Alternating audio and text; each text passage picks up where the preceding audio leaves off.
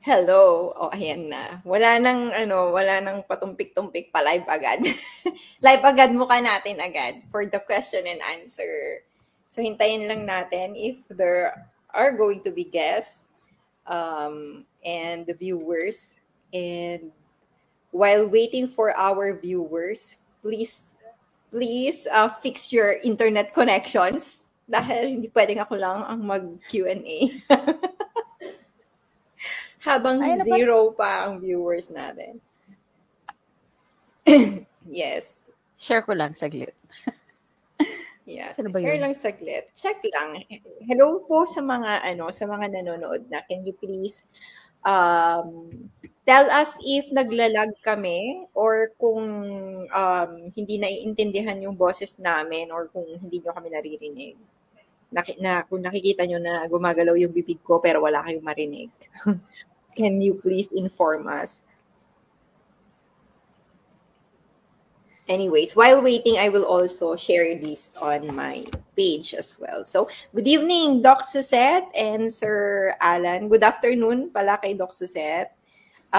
Hello po sa inyong lahat. This is Doc Fee Atencio of AHA by Atencios. Good evening everyone. Kamusta po ang inyong pagse-celebrate ng Undas? Sino ang mga hindi nakaligtas sa mga masasarap na kakanin? Kamusta po sa inyong lahat? Sino mga hindi nakaligtas sa mga Lagi yan di ba? Pagka-Undas, maraming mga kakanin, lahat ng klase, lahat ng masasarap na kakanin nandyan. Di ba? Maraming food stalls. Yes, may dedicated food court pa doon sa pinuntahan namin. Tsaka yung mga nakaatang. Oo, baka wag nyo naman kainin yung mga nakaatang na bibingka. Baka may mga nakatikim dyan. Pala sa lahat. Yes, we have here Sir Alan Cura once again, and tonight will be our question and answer live para sa inyong lahat. So if you have questions, pwede na po kayong magbagsak ng mga tanong ninyo. Energetic ako ngayon. This is the time. So tatlong topics, diba? Tatlong topics yung ginawa natin na sunod-sunod. So, ano yung mga questions na gusto nilang itanong sa Yofi? Ewan ko na lang, doon sa tatlong topics natin, baka wala na rin silang maitanong. Pero meron yan, meron yan. So anong mga pagkain na kailangan kainin, kung anong inyong clarifications, ayan, pwede nang sumagot si Fee sa inyo. Ayan, ube halaya daw. Oh my gosh. Parang gusto ko rin. Charot. Yeah. Isang ibus.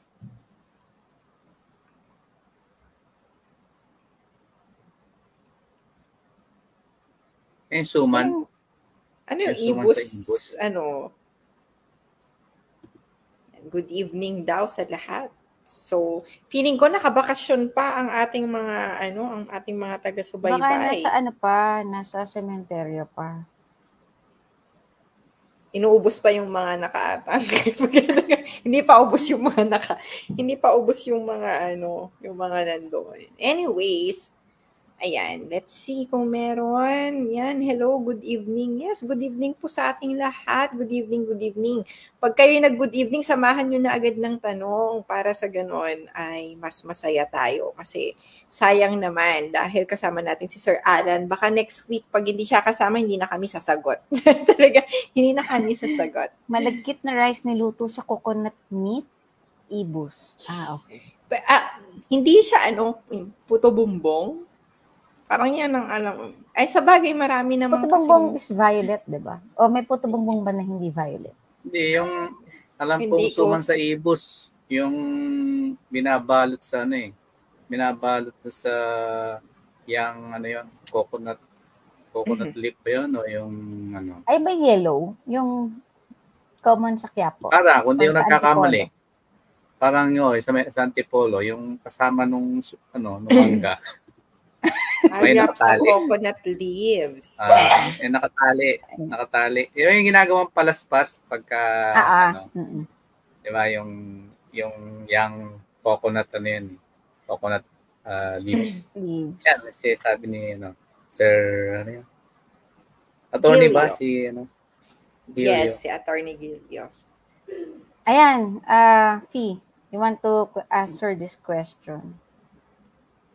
Wait lang. Hindi ako makashare. Ano ba to? Sinishare ko eh. Saglit lang, guys. Kailangan ko siya.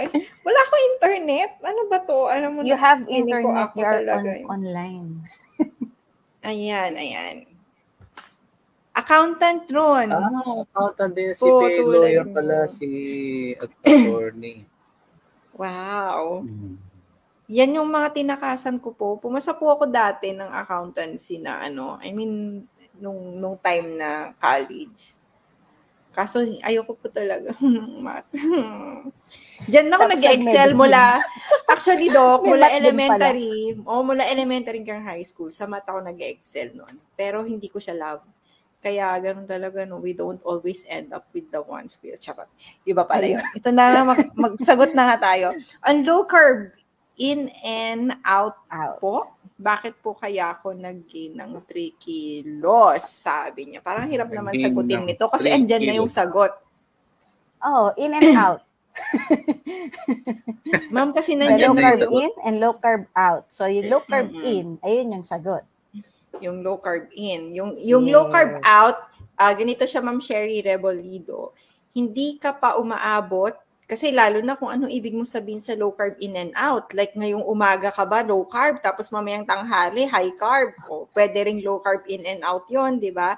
Or today ba, low carb in and then tomorrow is low carb out? Kasi it depends on ano yung ibig mong sabihin sa low carb in and out. Meron naman yung iba, 1 month low carb and then 1 day lang na high carb. So kung kunwari, ang style nyo po is hindi pa po ninyo ever naranasan yung ketosis o yung paggamit ng inyong fat as your fuel, hindi pa kayo nagfa-fat burning. At hindi pa alam ng katawan nyo gamitin yung fat. Nag-start kayo ng low carb last month, pero every day naman in and out kayo, like every single day.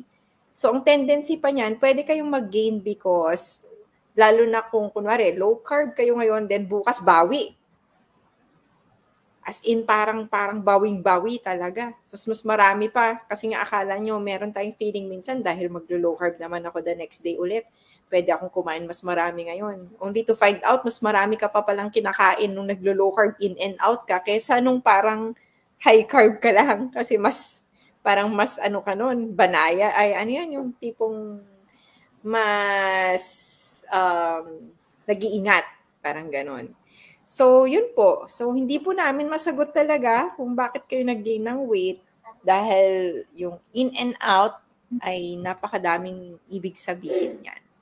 This is a common practice ng mga nababasa ko sa internet space, sa social media, na ginagawa ng mga naglo-low carb na hindi ko maintindihan. Naka-low carb sila for such a period of time, long period of time na rin, months na nakagain na sila ng pakiramdam or magandang benefits during the low carb na practice nila. Tapos bigla silang nagpre-prepare for an event. For example, ganito, Christmas season, malapit na mag-Christmas season. Bigla silang kakain, nagpre-prepare sila, nakakain sila ng anything during Christmas season. Ito yung hindi ko talaga maintindihan sa mga taong naglo-low carb. Yes. Well, in fact, they are doing low carb nutrition kasi meron na silang medical issues. Kasi as far as I understand, yung mga naglo-low carb nutrition at yung talagang strict that they are doing the low carb nutrition is kaya nila ginawa ito ng naka-adhere sila as much as possible is meron na silang mga medical issues. So noong nagkaroon ng mga panahon or ng pagkakataon na nag-improve na yung health nila, nawalan na sila ng medications, ang ganda na ng pakiramdam nila, nandun na yung mga benefits, biglang magpre-prepare sila ng 1 araw or 2 araw, they will cut the low carb, tapos bigla silang mag-extend intermittent fasting to the extent na mag-oomad sila for like ilang araw, tapos 24-hour fasting sila in preparation for the big event, which is hindi ko alam kung bakit kakain sila. They really a lot and they really prepare for that. Na hindi ko maintindihan kasi the sudden spike or the sudden intake of the glucose will definitely have our corresponding response sa katawan natin. Sudden spike din ng insulin. So, ang akala nila, they can just get away with it na, ay, okay lang, nag-prepare ako, nag-fasting ako, hindi ako mag-gain weight. Dahil ba iniisip lang nila, they are preparing only doon sa effect ng weight gain, pero hindi nila naisip kung ano yung effect noong sudden spike ng blood sugar, which is really, I don't understand. Lalo na, if alam ko naman itong mga tao na to is, inaral nila ang low carb nutrition. Hindi lang basta gumaya. I know they understand the low carb nutrition, how it works, pero bakit binibigyan nila ng pagkakataon na magkaroon sila ng gap or 1 day, 2 day, 1 week, the buong, alam mo naman, Pilipino, we are spending Christmas season from the New Year's Eve hanggang Christmas Eve hanggang New Year's Eve hanggang matapos yung magtanggal ng anong occasion na nagtatanggal tayo ng Christmas tree and all, 'di ba? So hanggang sa maubos ang tira-tira. Hanggang sa maubos ang tira-tira sa Christmas, which is really I don't understand kasi yung effect ng surge ng insulin andun eh. 'Di ba?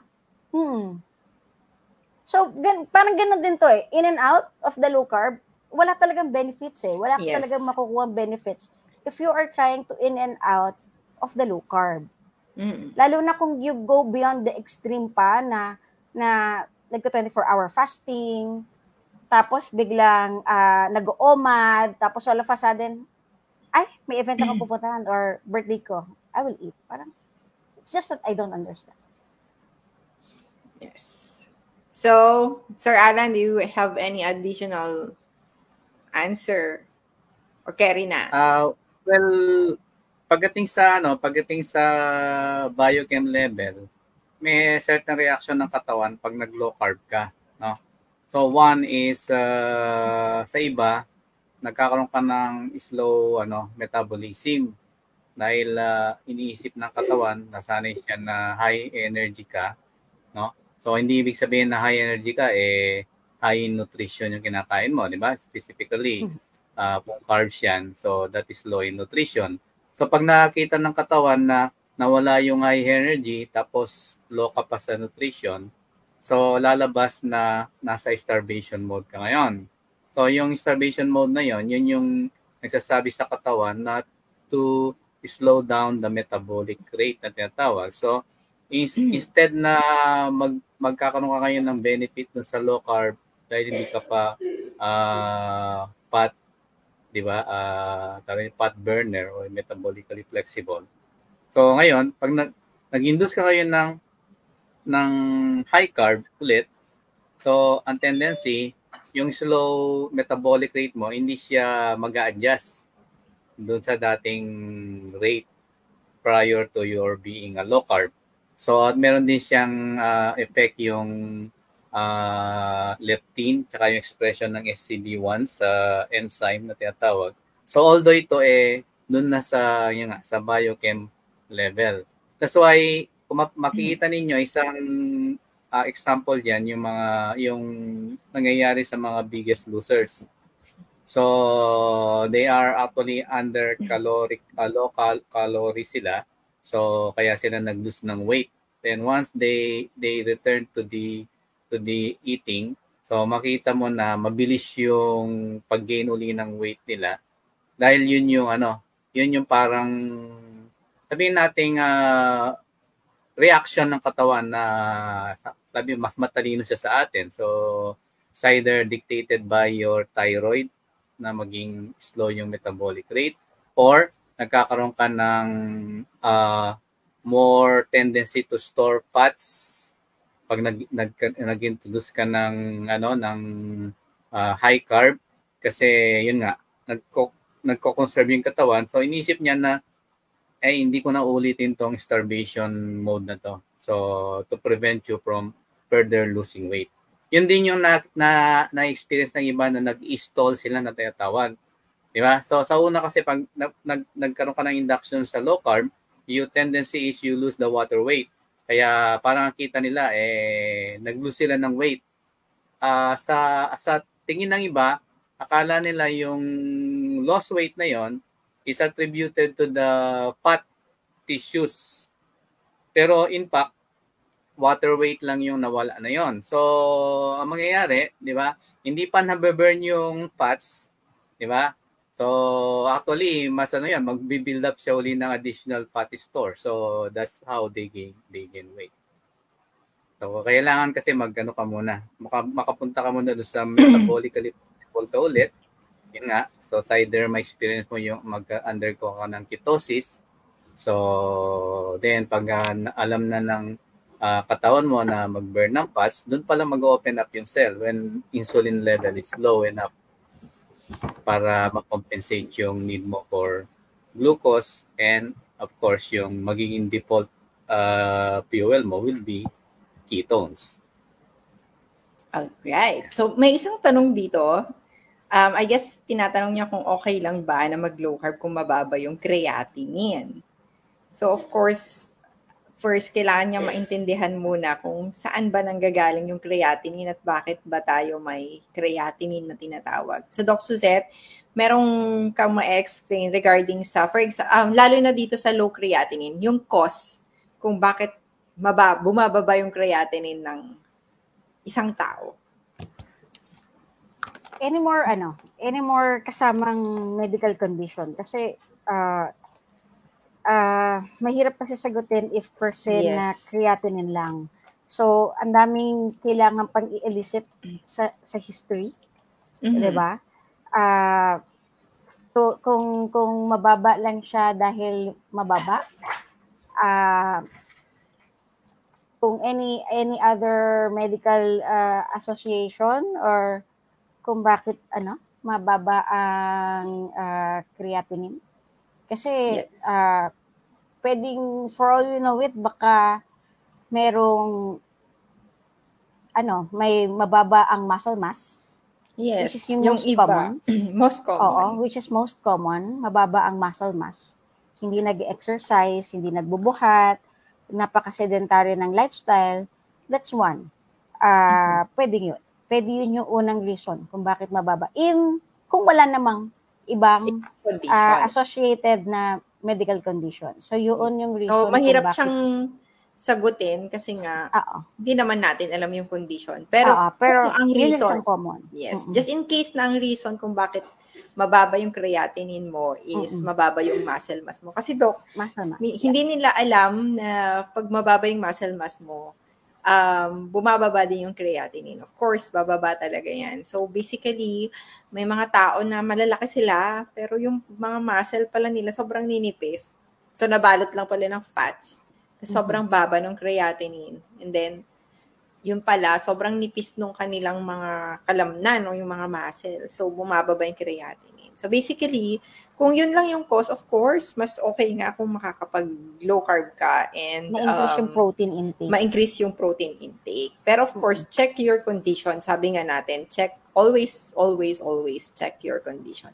So, sabi dito ni ma'am, good evening, I have no choice na but to be carnivore since I realized I'm allergic to carbs pala. I discovered this through low-carb fasting. All right.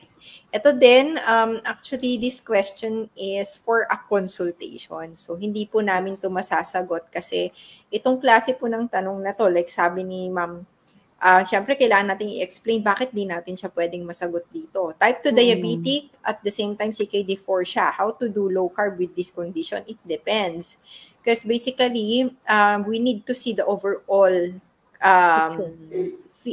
picture of the disease. Like, for example, kahit pa sabihin mo, hindi naman lahat ng diabetic na may CKD4, same yung mga values nila. You have to know kung gaano kataas yung blood sugar, ano na yung mga current medication, ano pa yung mga other existing diseases, gaano kapangit na din yung talagang lagay ng kidneys, ano yung current na diet din niya kasi magkakaroon ng transition, kumusta din yung kanyang tawag dito, yung pH. So usually ABGs din kung anong nire-require niyan. And kumusta ang electrolytes? Like for example, nagkikip na ba siya ng phosphorus? kung hindi na ba kinakaya ng kidney niya na ayusin yung electrolytes. Kasi may iba na hindi nangangailangan naman ng mga sodium bicarb. So lahat po yun kailangan malaman. And dyan po tayo papasok kung ano yung dapat na diet. Kasi yung mga ganito, ito yung tinatawag ni Doc Suzette talaga, papasok yung well-formulated. Kasi ito na yung mga type of condition where kailangan kalkulado, pati yung protein, depende sa anong stage at kung ano na yung iba pang mga tinitignan natin at minomonitor sa patient. Ito, Doc, may isang tanong, although vague din, 1 year ng LC, naging normal ang BP, pero biglang bumalik yung hypertension taking maintenance. The tanong question is why? Ko lang dyan, ang isang question ko lang dyan, anong nangyari sa kinakain? Yes. Babalik lang ako doon. Kung walang ibang associated condition. If it's essential hypertension, tapos off medication na siya for 1 year dahil nag-low carb siya, tapos biglang bumalik yung hypertension, ang tanong ko, anong kinain uli? Yes, basically, anong kinain ulit? Marami kasi tayong definition ng low carb. Actually, anything naman na binawasan mo yung carb is low carb. Ang tanong is the quality, di ba? Like, baka biglang naging dirty low carb or may mga hidden carbs na hindi mo kinakount sa carb mo pero you're not aware na may mga hidden carbs yung kinakain mo. So basically, yun yung tanong. Babalik talaga sa inyo yung tanong. Ito naman, masasagot to ni Sir Alan kasi it's about the bile sludge. Sabi kasi dito, may gallstone po ako. Nag-start po akong kumain ng fats. Nagka-bile sludge ako, okay lang po ba ang bile sludge? First, sagutin ko lang muna at ng tanong kasi yung mga ibang ganito, incidental findings, nalalaman lang pag sumasakit. Tapos, pinapa-work up. Usually, kasi, pwedeng meron na to before. And nung nagkaroon ka ng mas higher intake of fat, of course, nag-contract na yung gallbladder. Kasi fat po yung nagtitrigger ng pag-contract or pagpiga ng ating gallbladder para ma-release yung bile. So kung mas pumipiga na yung gallbladder mo, mas mafe-feel mo na yung pain, lalo na kung meron niyang sludge, kung meron niyang stone, at kung ano-ano pa. So basically, kaya din nagkaroon ng findings, akala nyo, dahil siya sa high fat, low carb, high fat, kasi nasabay lang na doon kayo naka-experience ng pain and doon siya winork up. Pero hindi po yan, ngayon kayo kumain ng high fat, tapos meron na agad bile sludge. So, we want to request Sir Alan to give us parang an explanation of how really bile sludge forms or even how gallstone forms and bakit hindi dahil sa high fat na bubuo ang stones na gallstones. Well, based nga sa digestive system natin, so yung purpose ng bile o yung to be specific, actually bile salt ang tawag ng iba, no? So it is actually created from cholesterol by the liver. So yung gallbladder natin is only the storage. So na para siyang naka-pack na gun or para mag-shoot out yung yung bile once na kumain tayo ng fats, specifically saturated fats. So para mag-mix up yung fat na yon, may emulsify siya somehow. So at ma-absorb siya ng ating intestine through the yung thoracic duct ba yun. So in a way, kung makikita natin yung effect nung sludge or formation ng semi-solid, actually sludge yung parang semi-solid pa lang siya, no? So parang ito yung precipitation ng na nag-evaporate although hindi yan mag-evaporate sa loob. Parang dahil hindi siya na-recycle. So, hindi siya natatanggal doon sa container. Parang, kumbaga hindi siya napipiga out of the pocket. So, kaya siya nagpo-form ng gano'n na muna siya, parang sludge, parang asphalto or something. Tapos hanggang mag-solidify siya. So, later on. So, given yung context ng purpose ng gallbladder as the storage at yung bile salt is to be mixed dun sa parang natin saturated fats or fat intake natin. So supposedly hindi dapat yun dapat yung mag-prevent. So if we do look at the other way around, so yung reason kaya hindi na-recycle yung bile salt doon sa loob ng gallbladder is because yun yung siguro scenario na sinusunod natin yung sinasabi nilang low fat, no? So low fat intake ka. So that's why yung tamang parang urinary bladder, di ba? So kung hindi ka nagwiwiwi every time you have the urge, di ba? So tendency later on magkakaroon ng doon, ng yung mga deposit doon, di ba? Mag-i-stay sila. So in a way, parang ganon. May siya, sir, and Doc Suzette, meron siyang parang follow-up naka-low carb diet daw siya. Tapos may gallstone na siya. I think that's what she meant. Meron na siyang the gallstone before. And then, nag-start siyang kumain ng fats while in low carb, nagpa-ultrasound, nadagdagan ng bile sludge. Ayun. So, okay lang po ba yung bile sludge? Nagkain po ako ng fats kasi puro protein lang kinain ko. Takot kasi ako dati sa fats dahil sa gallstone. Yan. Naka-mute ka, Doc. Ayan. Pwede kasing yung reason for the gallstone mo dito is stasis. Dahil hindi ka nagkakain ng fats dati, natakot ka. Remember, yung gallstone natin, usually ang lagi kong analogy pag pinapaliwanag ko itong gallstone na to is, imagine nyo na lang yung mga nakatira sa Maynila na nag-iipon ng tubig. Kasi at any moment, pwede kang mawalan ng tubig sa Maynila. So, pag nag-ipon ka ng tubig sa drum, tapos hindi mo naman nagamit kasi hindi nga nawalan ng tubig, nagkakaroon ng namumuong itim-itim underneath doon sa drum, sa container. So, in effect, para lang din yung gallbladder natin. So, dahil hindi nagagamit yung bile na nandoon sa gallbladder, hindi nagko-contract yung gallbladder, hindi na gagalaw or hindi nagagamit yung bile na nandoon sa gallbladder, nag-stasis ngayon, namuo, 'di ba? So that's maybe one of the reason kung bakit karon nag-gallstone kasi hindi ka kumakain ng fat ang purpose ng bile is para ma-absorb yung fat. Kaya yun ilalabas yun ng gallbladder, magko-contract siya. So, noong na-discover mo na it's okay to do low carb kahit na may gallstone ka, ang nangyari, supposed to be, dapat itong sludge na to is pabuo na to uli na stone.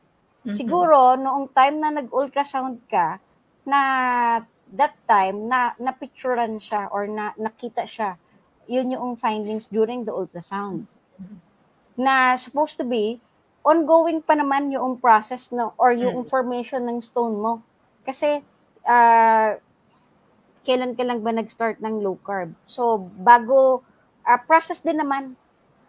Kapag ka nag-low carb nutrition ka, kumakain ka na ng fats, it's still also a process din. Yung pag-extract or contract noong iyong gallbladder para lumabas yung bile. So, on the process, nakita lang siya on the picture. Kaya nagkaroon ng bile sludge. Pero I think dati na yang nandyan. Nadagdagan lang kasi it's a different, different time frame. Ibang time na siya mula noong sa first na ultrasound mo. Pero I don't think na, takot po kasi ako sa fats dati, ayun. Pero I don't think na it is a problem. A problem siguro, it depends on the size of the stone. Kasi minsan, pag sobrang malaki na yung stone, kahit nagaano pa i-contract yan ng gallbladder mo, hindi yan lalabas. Hindi na siya madudurog. Tapos, pwede kang magkaroon ng pain. So, yun lang siguro yung kailangan mong maintindihan na pwedeng mangyari if you have gallstone and you are doing the low carb diet, you are eating fat, pwedeng kang magkaroon ng pain. Yes. Kasi meron tayong guideline talaga, like, merong certain na laki size yung ating stone para masabi mo na may pag-asa pa to na mailabas or mailabas, oo. Pero may certain size siya na pag nakita mo yung size na yon, kahit pasabihin mo single, medyo mahirap na. At the same time, meron din tayong mga maliliit pero kung multiple, dikit pa. So, it depends kung ano yung mismong result sa ultrasound. Ang hirap, no? Ang hirap ang gamot, no? Kasi lagi maliit lang kasi yung neck. Maliit kasi yung, yung neck ng ng gallbladder. Ang hirap magtanong kila, Doc. Puro it depends. Para sa liquid lang yung Para sa liquid lang yung maliit na butas. tubo na yun eh. Diba? Napakaliit lang talaga ng solid particle inside the bladder. So, talagang yun, di ba? Talagang problematic yun. Kaya lang yung siyempre sa iba, ay kanya-kanyang pain threshold din yan. Kung meron kasi yung na mababa yung pain threshold nila, kahit maliit lang yung stone kung gusto ninyang lumabas. In fact, di ba, by P6, kung merong stone at maliliit lang sila, talagang parang mag-uuna silang lumabas. Or kasi magbabottleneck yun. Talagang parang sa tingin ko painful yun. Diba? Kaya imaginein mo lang yung physical na gusto nilang lumabas doon sa isang neck. Diba? Parang gano'n. So, yeah.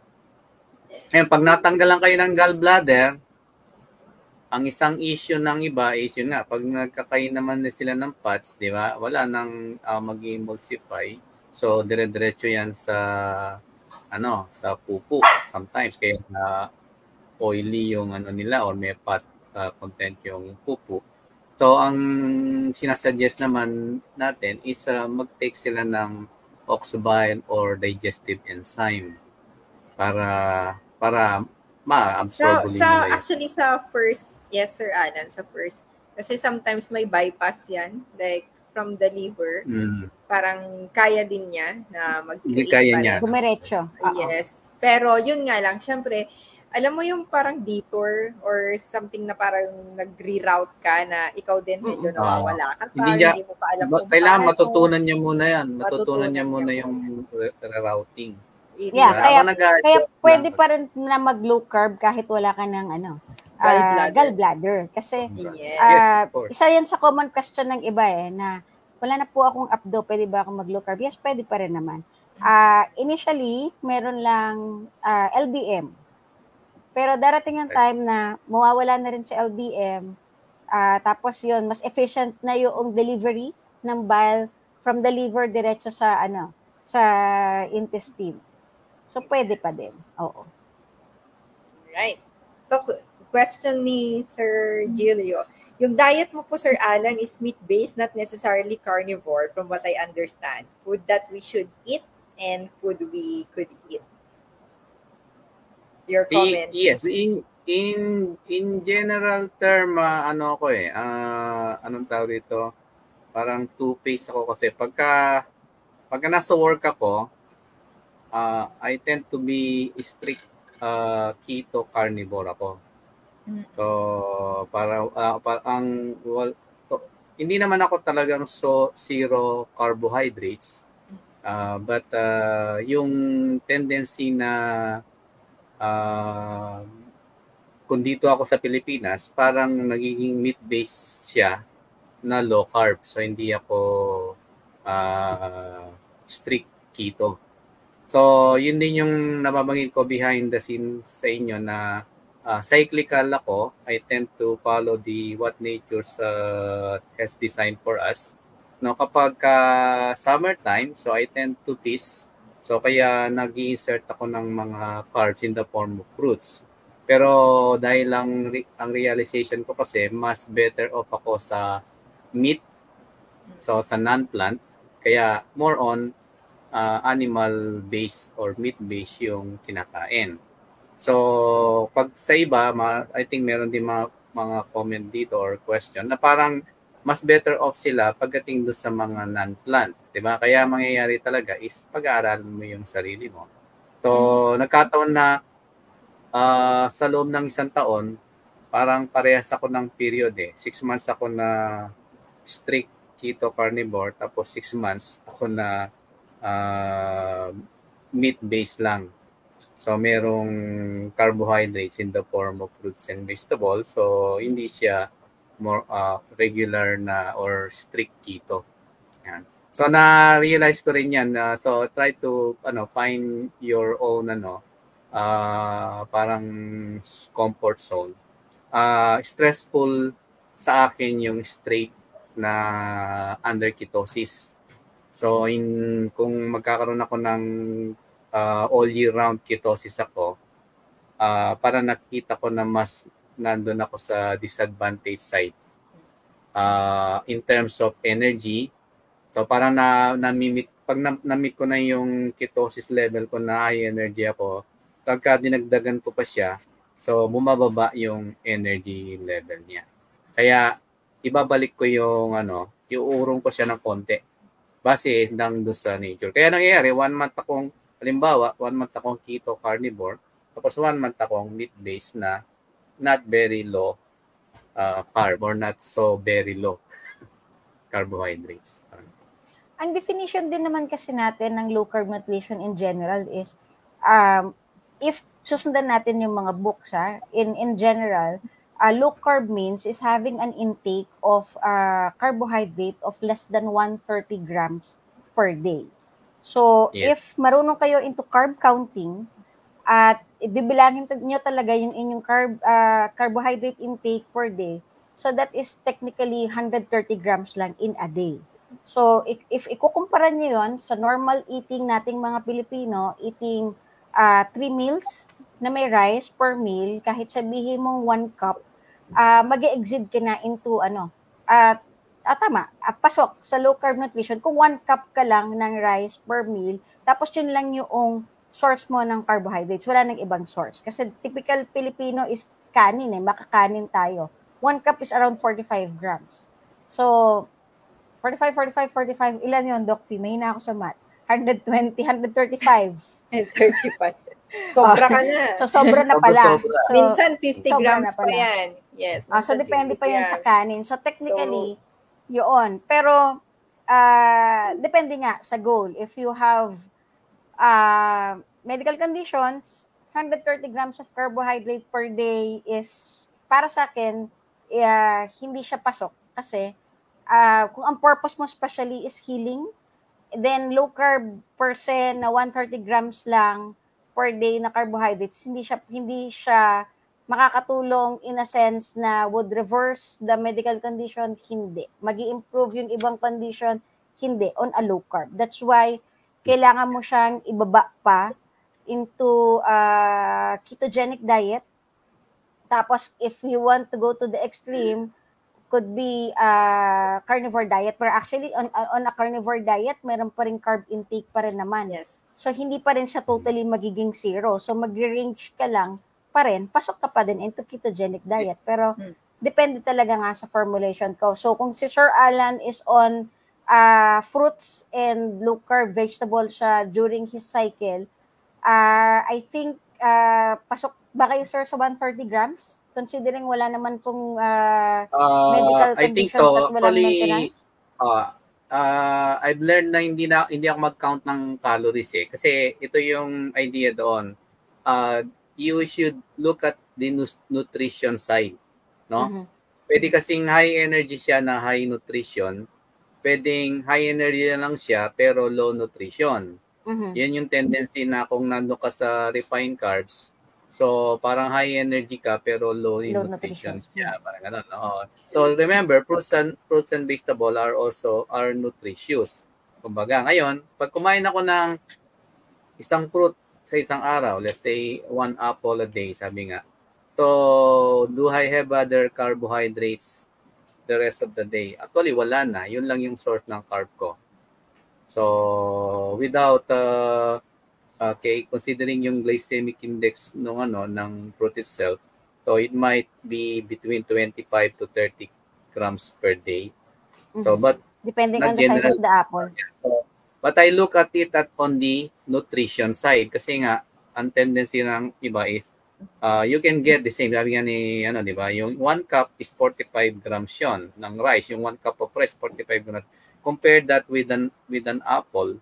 So I don't think, di ba, we can compare the two pagdating sa though sabihin natin parehas silang high energy, pero the rice definitely would be of low nutrition value compared no sa prutas halimbawa. Actually, sir, kung one fruit lang kayo, less than 50 grams yun eh. Yeah, pwede pa rin kayong mawala, pwede pa rin kayong pasok sa nutritional ketosis kasi kung yun lang.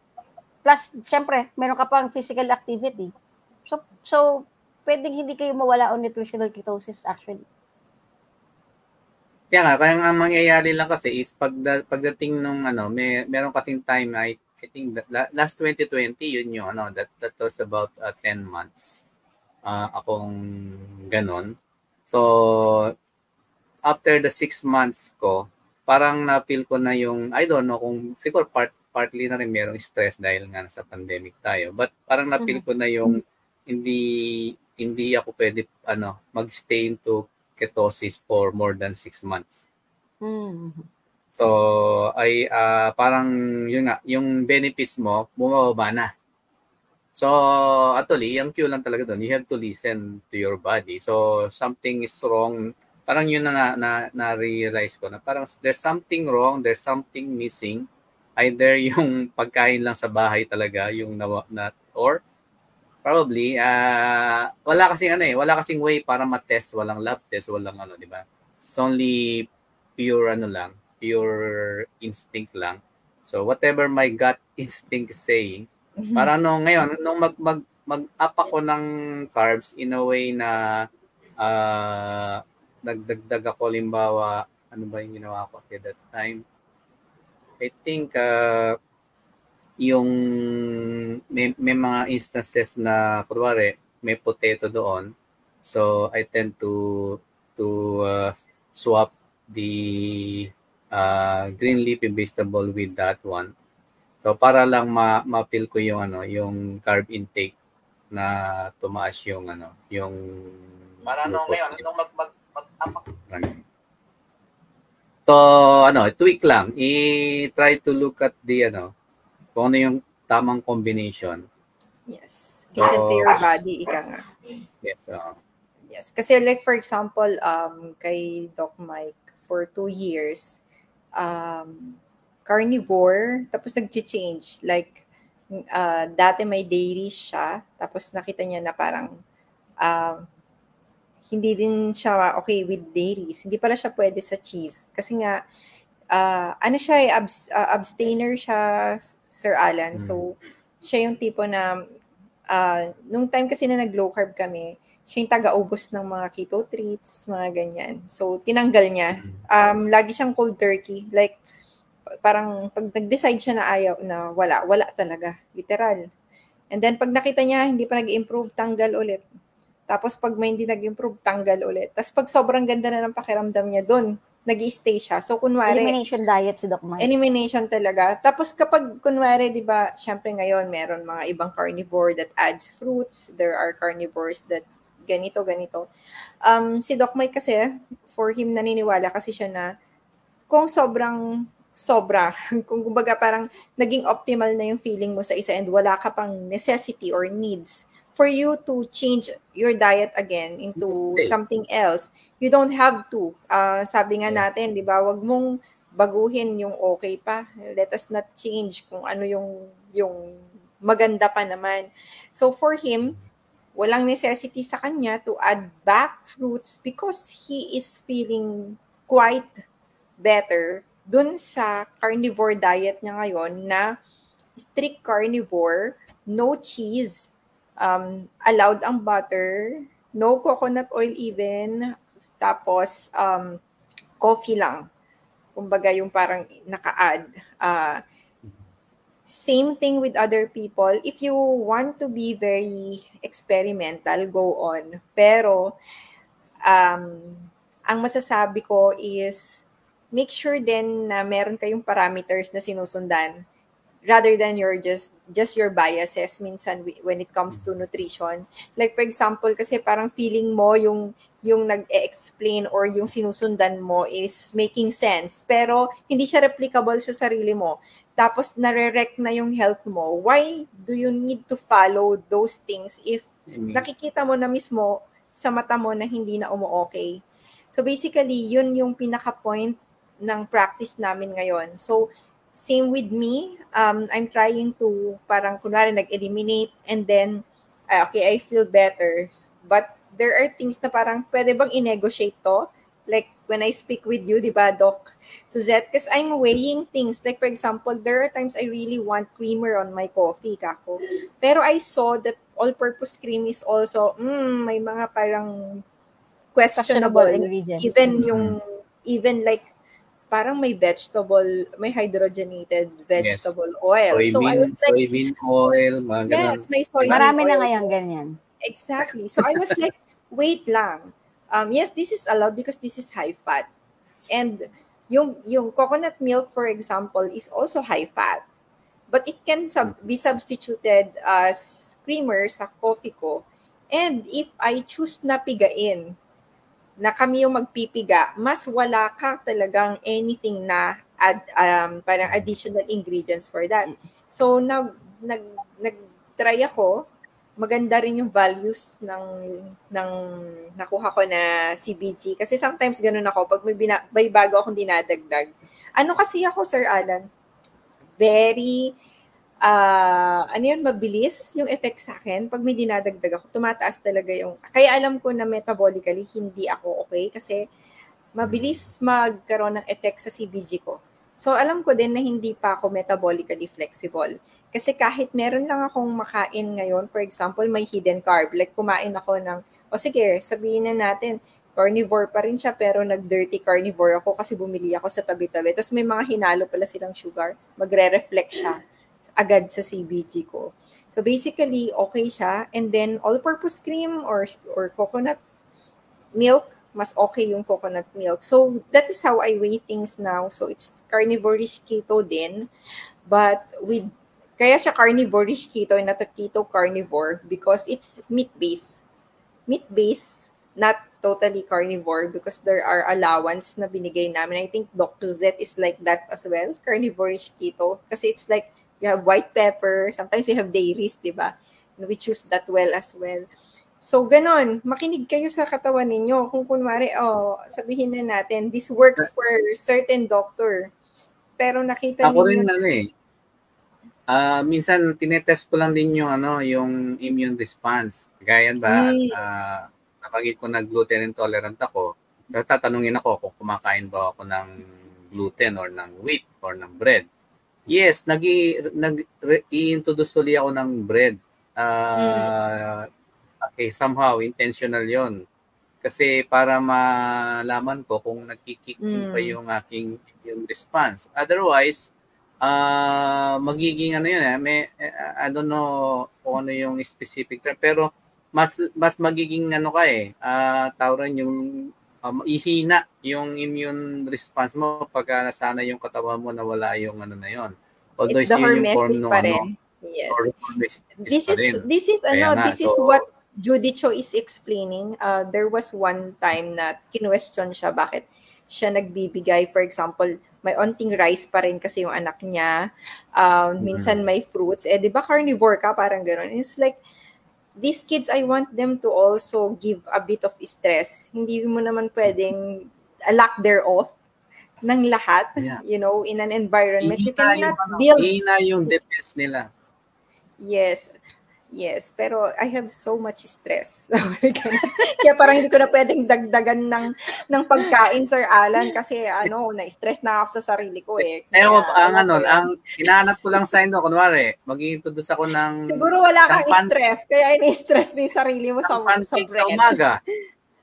So, lesser evil ako dahil yung pancake, refined flour siya na merong milk and egg.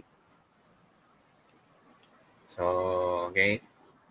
So is that cheating actually? Okay, you can call it cheating or whatever you want. Pero yun intentional para malaman ko kung yung gluten intolerance ko nag-kick in pa siya. Dahil kung hindi ko naman kasi lahat mapipilter yung mga pagkain na merong or walang gluten di ba? So chances are high na meron akong makain na merong gluten na hindi ko alam.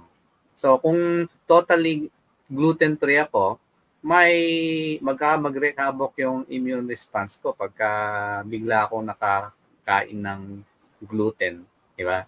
Dahil hindi na siya sanay. Yan. Kaya from time to time, so nagkaano ko ng trigger. So parang gano'n. So ano yung tips? Sige, bago ako pumunta dyan sa tips ni Carnivore. Kung yung mga nakikinig, no? So you have the luxury na napapakinggan ninyo kung paano gawin ang practical low carb. So, my tip is, lagi kayo dapat na mayroong glucometer, especially if you are diabetic, tapos ginagawa niyo yung low carb, kasi kailangan nyong tignan yung epekto noong pagkain sa inyo. Kasi yung katawan ninyo, yung main arbiter kung tama ba or hindi yung ginagawa ninyo. For example, sa low carb community, laging pasok yung sweetener na kulay dilaw. Pero I have a patient na hindi pwede sa kanya yung sweetener na yun na kulay dilaw. Tumataas yung blood sugar niya. And hindi namin niya malalaman if hindi siya nag-check ng blood sugar niya. Kasi iniisip namin, hinanap namin talaga kung ano yung reason She's following the diet, the advice, dietary advice. CPAR siguro yun, no? Yung kulay dilaw. Pero yung supposedly 0 calorie yung sweetener pero may spike sa sugar, no? May spike siya sa sugar niya. Yeah, because it has sucralose. Sucralose pa naman has great ito yung in-explain ko sa mga pasyente ko. That's the reason why kako. Yes, it's 0, pero sucralose is, alam naman natin, has a great insulin response. Area na yan, Tapos, if you are hypertensive, kailangan meron kayong blood pressure machine na katabi lagi. Kasi, on a low-carb diet, proper keto diet, bababa din ng blood pressure. So, you need to check din. So, yun, yung isa, yung ginagawa ni Sir Alan, the immunity. Yung iba, if alam na mag-change ng weather, katulad sa amin dito, pag napapasok na ang winter, pagpapalamig na, mararamdaman mo talaga kung sisipunin ka or uubuhin. If hindi ka nag-ubot-sipon, then meaning your immune system is okay. Pero minsan may mga pagkakataon na makakakain ka na high carb, kahit na technically hindi naman siya high carb kasi kung papasok siya on a 50-gram allowance per day, pero still, nag-response yung katawan mo, nagkasipon ka, humina yung immunity mo, it's again an indicator na kailangan mo siyang i-review yung pagkain mo, anong nangyari, somewhere along the line, bakit biglang nagkaganon. So, it's definitely important to have a diary na kinikip ninyo, lalo na kung nagsisimula pa lang kayo into low carb, kung inaalam ninyo yung inyong sarili, kung ano yung mga pwede at hindi. Kasi kada tao, iba-iba ang requirement, iba-iba ang sistema ng katawan, iba-iba ang response. Yes, so, there is no identical person in this world talaga. Dapat so, maintindihan nyo yan. Yes. Ang tip ko lang, live one day at a time para makaya ang carnivore. We did, sabay kami ni Fee na mag-shift from ketovore, low carb, keto or whatever into a carnivore. So, very challenging siya kasi everyday may iba't ibang symptoms na mararamdaman. So, siguro una, establish your motive. Anong motibo mo kung bakit gusto mong mag-low carb? Anong purpose mo kung bakit gusto mong mag-low carb? And live one day at a time. Tapos planning ng pagkain. Kasi, umay ang kalaban on a carnivore diet. Especially kung hindi mo siya acquired taste. Like for example, ako, Doc, I've come a long way to become a carnivore because I'm not a beef eater. Hindi ako beef eater, palaki akong pork So, si mama is beef eater. Pero like for example, sobrang weird ko to a point na di ba ang sarap ng beef spaghetti? Hindi ako kumakain ng beef spaghetti. Pag lulutuan mo ko, dapat pork. So, ganun yung ano ko. Same si Mike din before. And then, na-introduce sa akin yung acquired taste, which is lagi naman nating pinag-uusapan. As acquired taste is something that you get used to when you continuously parang nalalasahan, natitikman, or introduce that to yourself. So, yung mga iba, ang nahihirapan ako, for example, even sa practice ko, yung iba gusto mag-carnivore, siguro yun yung gusto malaman ni Miss TP. May gusto mag-carnivore, Doc, pero fish lang yung kinakain ko. Tapos, totally, hindi ko kayang kumain. You start from there. Sabi ko, kung ano yung kaya mong kainin, napasok sa carnivore, you start from there. You start from where you are. You cannot go into another point ng progress mo na lumaktaw ka lang, tapos alam mo namang hindi mo kaya. So, tapos build up gradually, no? Build up gradually. So, kunwari, parang pusa yan eh. Ang pusa, alam niyo, may trust issues kasi ang pusa. Pag gusto mo siyang i-change ng ibang food, kahit pa same lang yan na, like for example, kibbles, hindi siya pwede na bukas iba na agad. Kailangan 1/3 muna yung bago, 2/3 hanggang maging half-half, hanggang sa maging 3/4, 1/4, hanggang sa buo na talagang bago. Ganyan.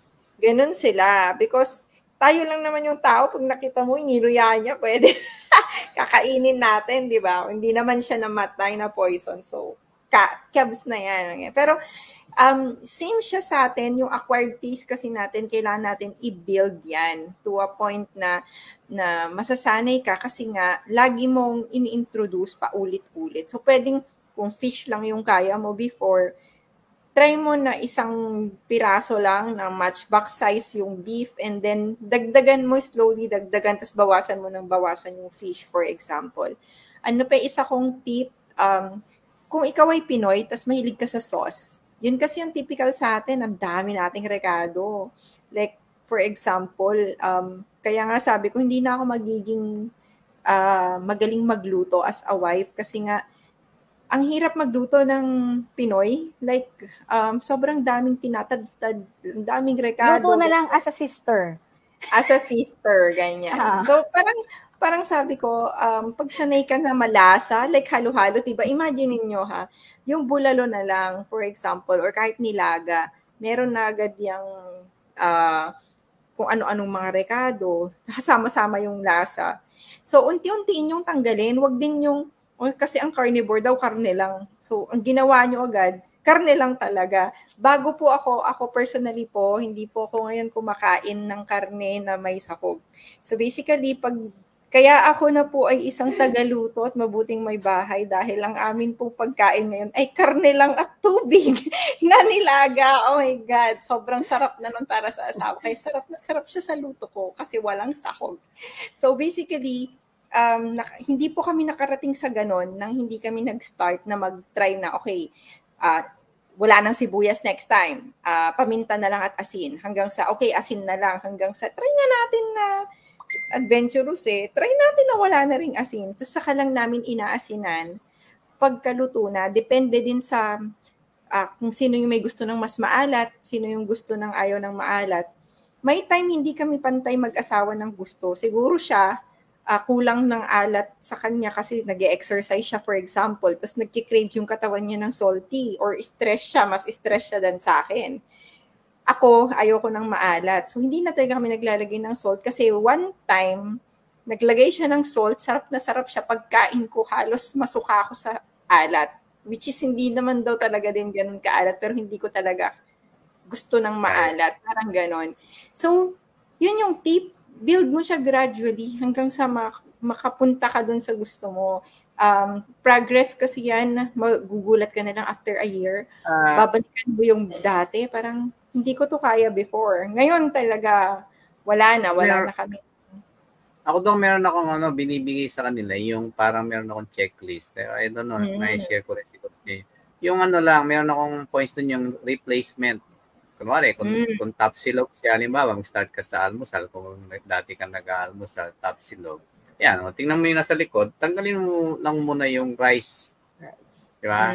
Tapos, yan lang. Tapos, dagdagan mo yung itlog or dagdagan mo yung meat doon sa ano na yon, sa meal na yon. Yung nabanggit mo kanina, yung halimbawa, yung bulalo. Kung kumpleto kasi yung sangkap doon, may patatas yun di ba? Merong yung high may carb. Ano pa yun, may corn. Yung iba, yung iba naglalagay sila. Pag special yun, Dog.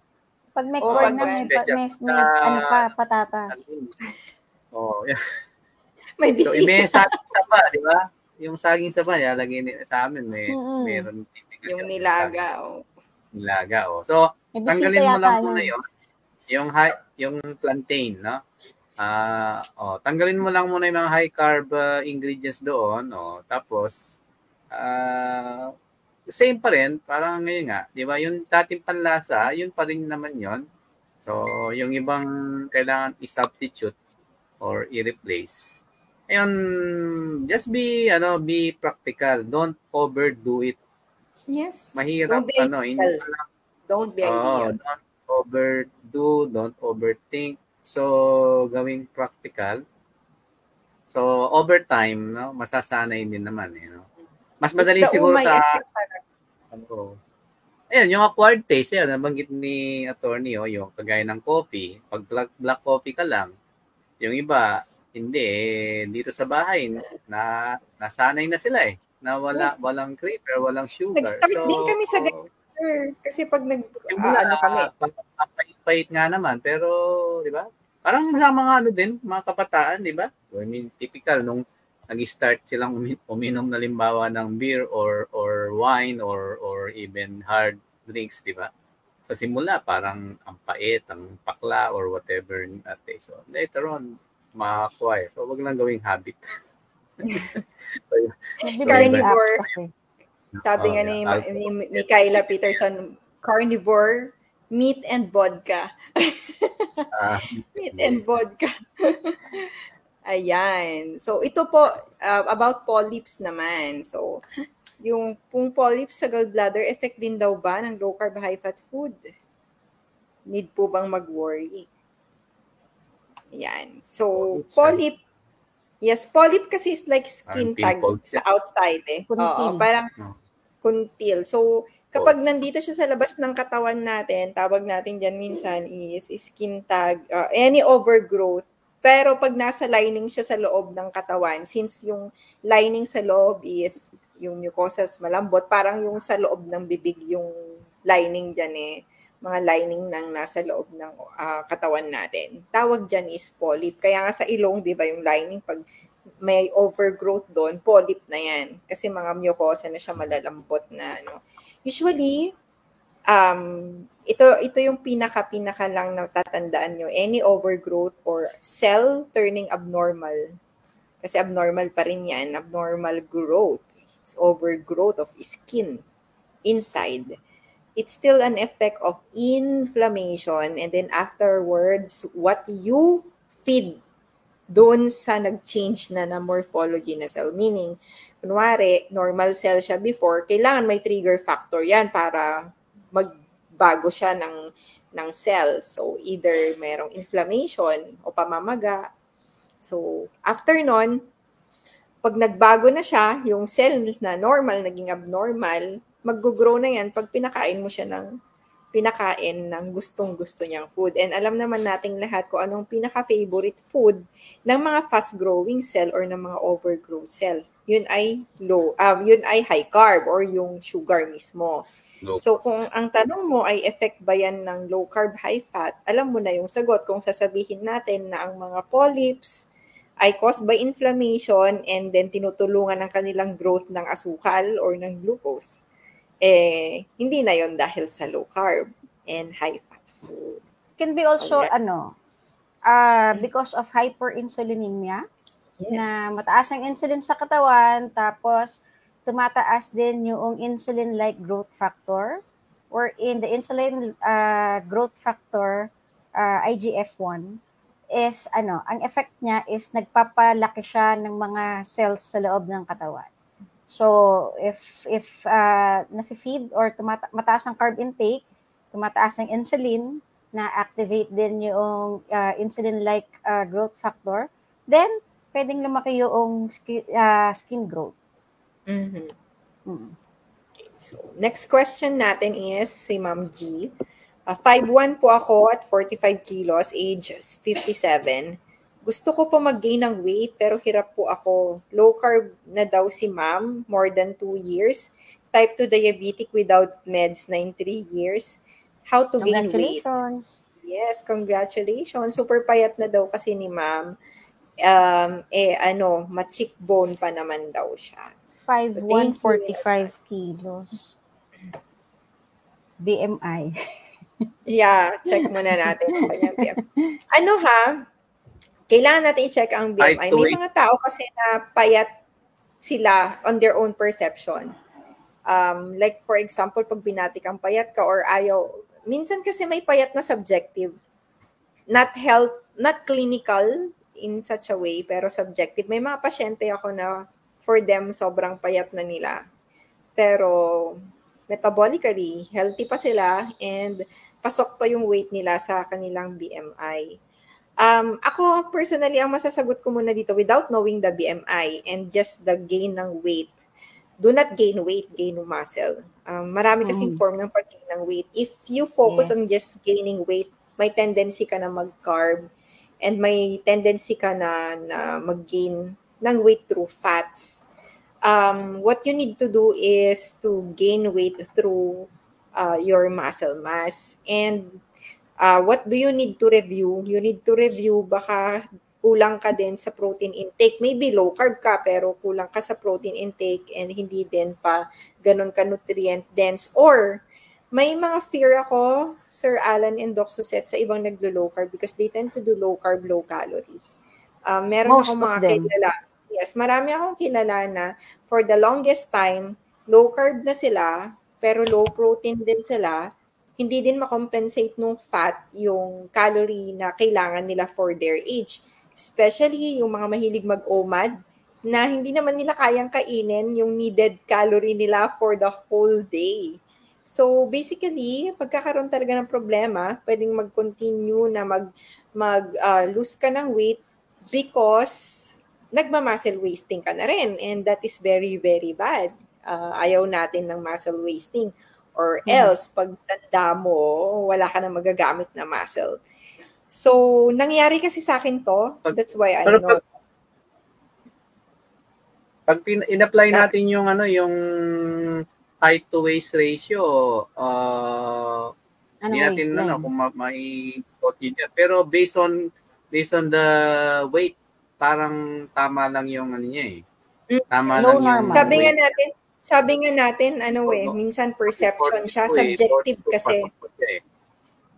Subjective kasi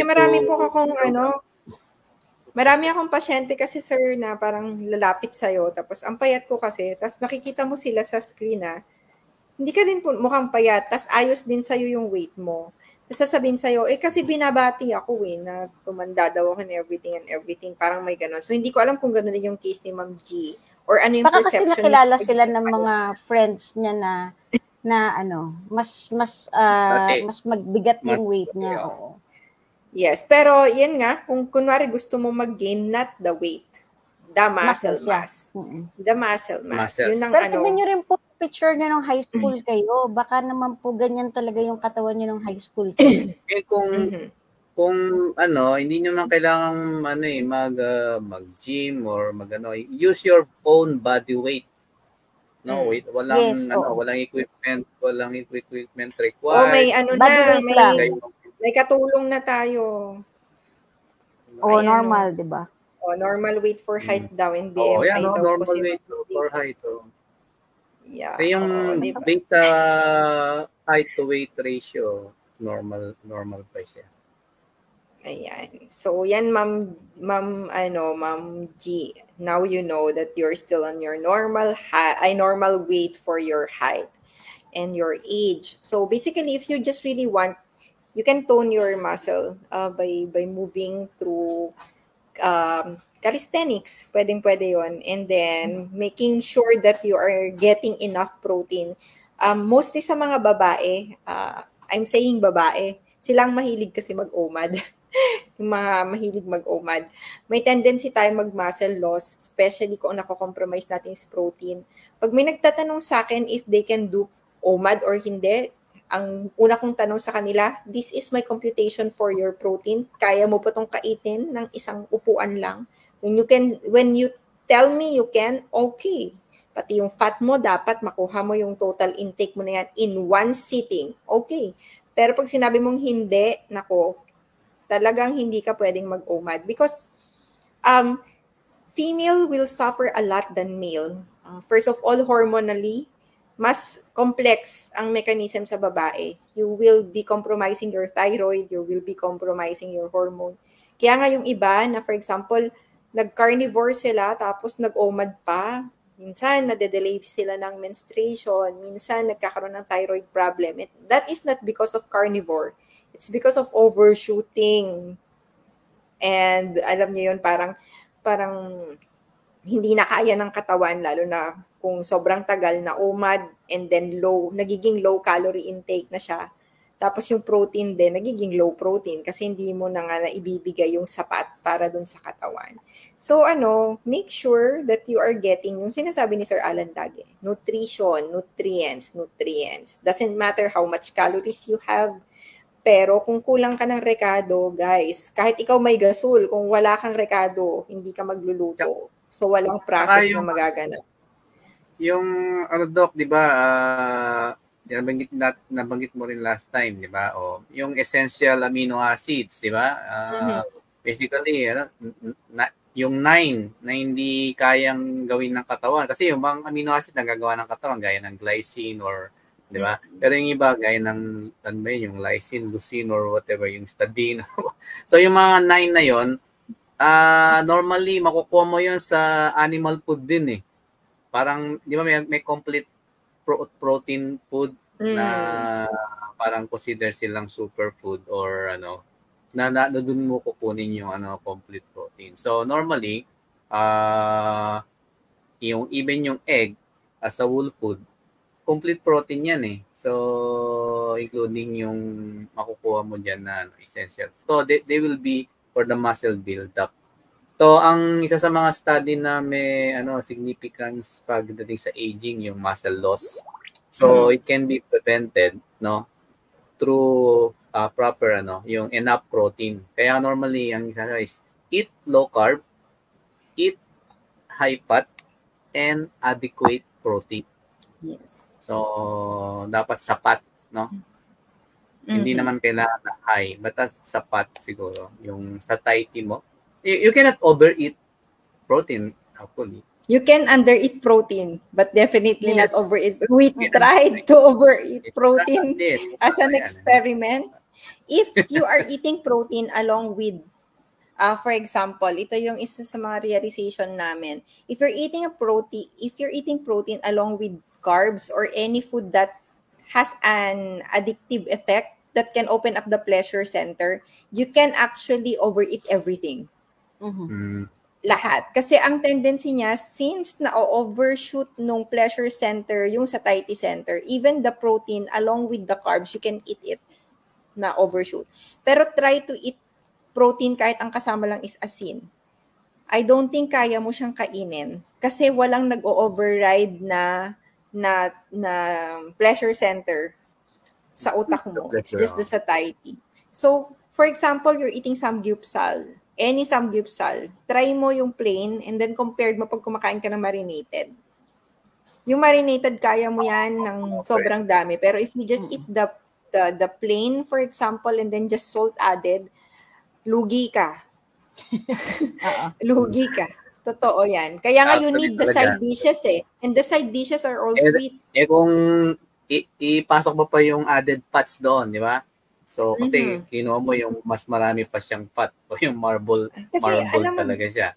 Basta alam mo, sir, hindi mo dati, sir, we thought, pag carnivore kami, parang mas masusulit namin yung mga samgyeopsal. Kasi makakarami ka.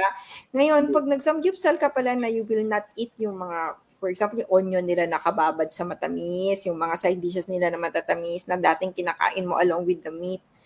ilang order lang, parang, yun na yun. So, nagbayad lang kayo sa experience at saka dun sa place. Pero basically, convenience. Dun sa food, hindi na siya nasusulit. Samgyeopsal, ano pa limited pa yun mas lalo yung buffet. Talo ka talaga doon. Talo talaga. Talo kung hindi ka nagsa-side dishes talaga. I'm not stereotyping, pero ang tendency kasi, minsan parang mahaba yung pila dun sa karne. No? Tapos tendency, iba-bypass mo pa yung dahil hirap. Pero you cannot overeat talaga. Kaya sabi ko, nakailang balik tayo. So parang talo tayo dito. Talo, di ba? Wala na. Hindi na katulad experience ng powers dati.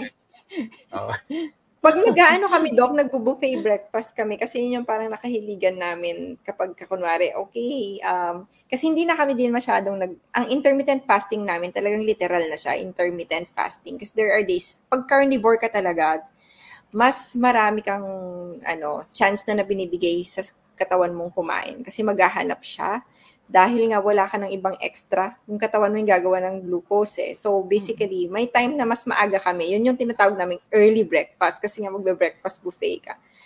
Parang pumunta ka lang doon for the new environment. Tapos syempre sa hotel doon kasi yun. Magkakape. Gusto mo lang magkape doon. Tapos doon syempre bacon lang hinihintay namin tsaka yung egg, boiled egg, mga ganyan. So parang hindi pa sila mag-refill agad ng mga ganon kasi nga parang yun naman hindi masyadong kinukuha yung bread station. So kami parang nandun lang kami for the butter. Like I sometimes kasi I get just the butter, the coffee, the egg and the bacon or roasted pork pag meron. Tapos parang ang ganda lang ng place pero luging-lugi. Parang masabing nag-buffet ako. Oo, ano ba yan? Hello sa ating mga viewers. Si Nayara nandito din. Thank you din daw, sabi ng mga nasagot natin. And may isa pang tanong, ACV lemon water good ba for low carbers? Ito lagi pa namang issue to. Ini-issue to ng ibang mga health practitioners kasi mga low carb doctors daw lagi nagpo-promote ng ACV. Hindi ako nasasaktan kahit ako yon. Hindi ako nasasaktan kahit ako yon. Hindi ko pinopromote yung ACV pero mahilig ako sa kombucha. Parang pinalit ko siya sa kombucha, parang ganon. I do it because I enjoyed it. If you want like to replace the salt, like there are times na parang gusto niyo ng electrolyte, sabi ko nga sa kanila, pwede niyo lang naman i-pinch yung salt, lagay nyo sa bibig nyo, tubigan nyo na. Kako. It's your choice. Preference ko lang talaga siya. Kaya hindi siya something na like, kailangan yung gawin. Yung ACV plus whatever water that is. Because for me, masarap pa rin yung water lang. But naging kaugalian ko siya, Doc, in the morning. Siguro pang pagising ko, asim eh. Sabi nga ni Mike, pati siya nagigising kasi ayaw niya ng maasim. Lumalakad ako, naaamoy niya. Tapos sasabihin ko pa sa kanya, kiss mo ako. Tapos alam mo, may ACV na yung bibig mo. Yan, para damay-damay na to, ganyan. So pag sip mo sa kanya, sobrang asim. But anyway, is it good? So ito yung tanong, is it okay? Lemon water and ACV, provided that it has citrate. Kasi lemon water has citrate, of course. ACV, citric acid din. Is it good? Is it necessary? Yun kasi ang next na tanong eh. Sa akin, it's still okay. It's good. Kumbaga, pasok naman siya. Pero necessary, not really. Kung yung tinatawag na necessary. Meron lang meron lang study niyan na ginawa sa rats na nakita nila on consumption ng vinegar. Actually, hindi apple cider vinegar. Vinegar per se. Hindi kailangan ng apple cider vinegar. Na it could reduce the blood sugar. Blood sugar. On a rat study. Pero human, hindi pa ako naka-encounter. Pero hindi rin naman sinabi sa study na dapat apple cider vinegar. Yes. So kung gusto nyo ng puti, okay lang. Actually, kung puti, pwede. Pero siguro yung acidity, mas mataas ba ang acidity ng vinegar na puti as compared to apple cider vinegar? Hindi ko alam, Doc. I just go Hindi ko alam ang pH. Pero I just go for it for fun. It's really just ako talaga personally, it's iba, really your sa iba preference. parang ano nila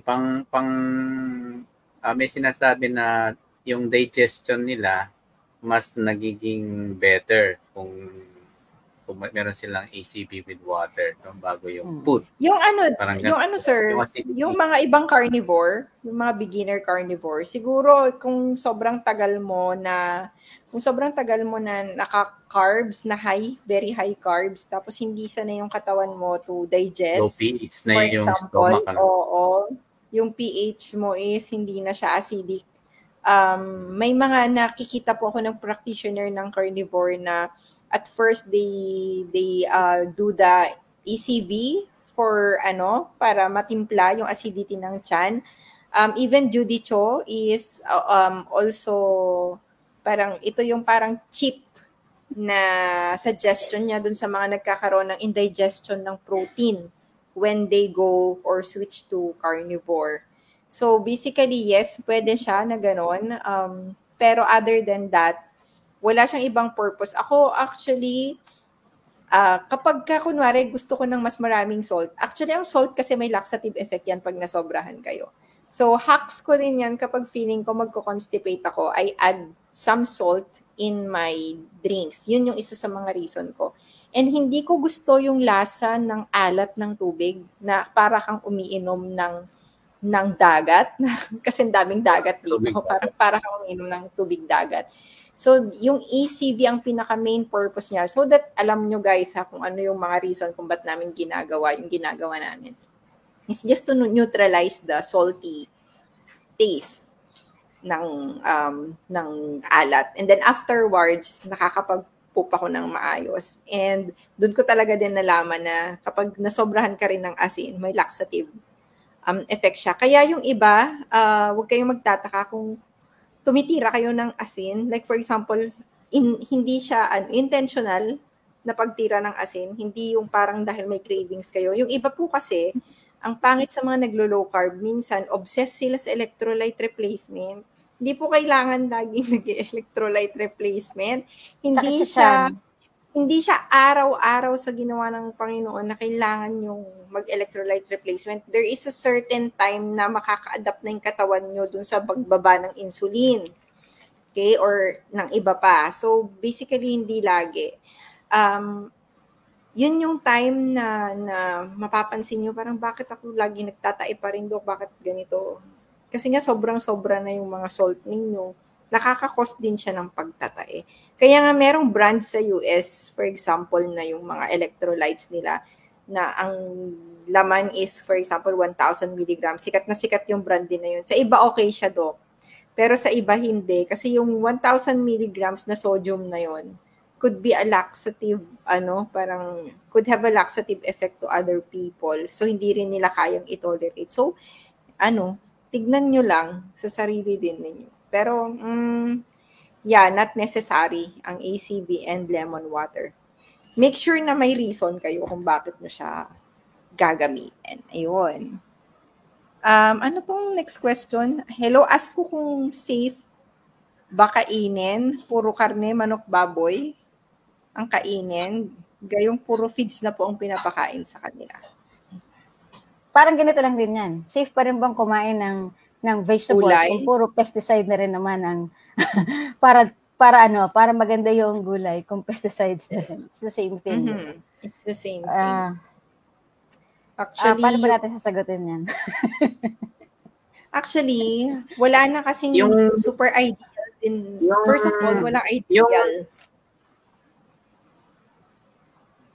Sige, Sir Alan. Yung sinasabi kasi, di ba, may mga organic, grass-fed, mga ganyan. Pero, I don't remember kung papers siya or clinical trials siya.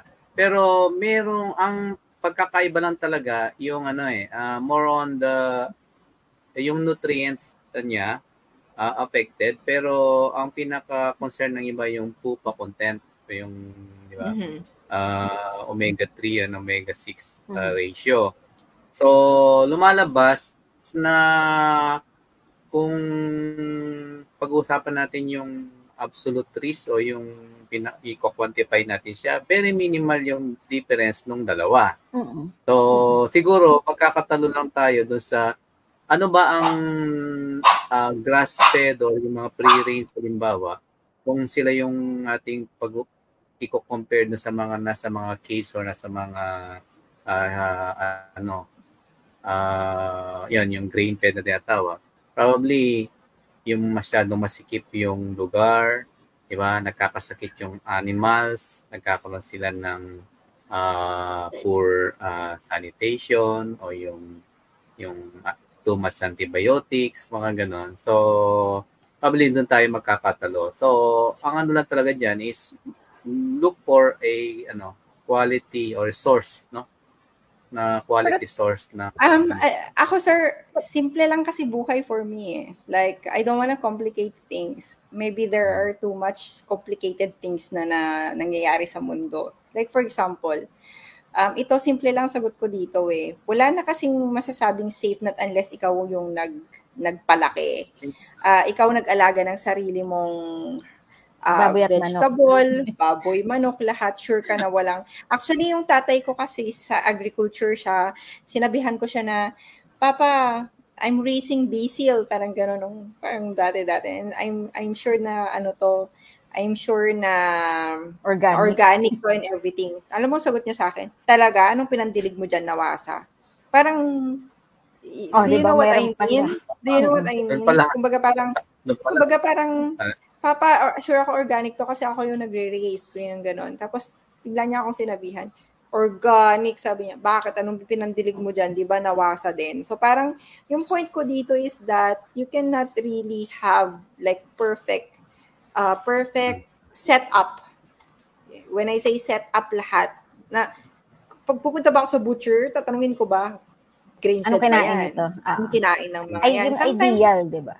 Sometimes, the availability in a place, personally ako, Sir Alan and Doc Suset, naiintindihan ko si Sir Mitos because dumating din ako sa point na parang I feel like hindi ko makukuha yung health ko just because I am not doing an ideal way of eating. When I say ideal, may ideal, di ba? And parang, pag nakikita ko yung iba na parang feeling ko they're eating like meron silang availability dun sa mga mas better than what we can get here, I feel like I cannot practice it dahil parang pinagkaitan ako ng sitwasyon at ng circumstance. Until na-realize ko na hindi ganun ka-loser yung katawan natin. Actually, hindi ganun ka-loser yung katawan natin na parang hahayaan na lang din niya. Bigyan mo lang siya ng mas better na setup. Bigyan mo lang siya ng chance din. And kung ano yung meron ka, wala ka na kasing mababago. There are things that you cannot control. Kung kunwari nandun ka sa isang lugar na puro nag-feeds for example, nandun ka sa lugar na puro pinapakain ng feeds yung animals. Pero at the same time, lahat din naman ng gulay ninyo, puro din may pesticides. Tapos yung mga ano din naman, pataba, hindi natawag, or fertilizer ay hindi rin naman organic, which is puro chemicals din naman. Anong pipiliin mo?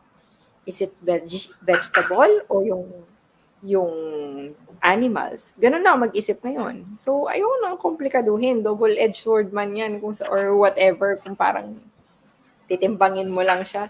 Lesser evil na lang yung akin. Hindi ko na pahirapan yung sarili. Bago naman pumunta sa market itong karne ng baboy, manok, baka. Technically, dumadaan naman yan sa pagsusuri, 'di ba, ng BFAD ba? NMIC, 'di ba? Tinatakan naman yan. So, inspection. May trust issues ka. That's beside the point, kung may trust issues ka. Pero on simple inspection ng meat, magagaling yung mga nagpupunta na namimili ng na namamalengke dyan. Tignan yung kalidad ng karne, mapula yung karne, hindi bilasa. Even for the fish, maganda yung hasang, mapula pa. Then, the freshness itself is pwede na siyang gauge na mas okay yung karne. Kaya nga, di ba, practical advice sa mga bumibili or gusto mag-practice into low carb, hindi mo kailangan ng ng premium cuts ng mga karne or yung mga high-end na mga isda. kung whatever is locally available, kung ano yung napapanahon, ano yung nasa market na parts na affordable sa inyo, pasok sa budget, you can. Even for the green leafy vegetables, if yun yung preferred ninyo. Kung ano yung green leafy vegetables na meron doon sa market ninyo, yun. Ang problem kasi sa nakikita ko sa social media, yung pag-aayos nila, yung plating nila, sobrang ideal, sobrang ang ganda, the steak, the Kaya broccoli, hindi na ako nagpo-post the ng akin Kasi napakaganda, di ba? So, pero actually, yan, ganyan ako kumain. Yan, nasa likod ni Sir Alan.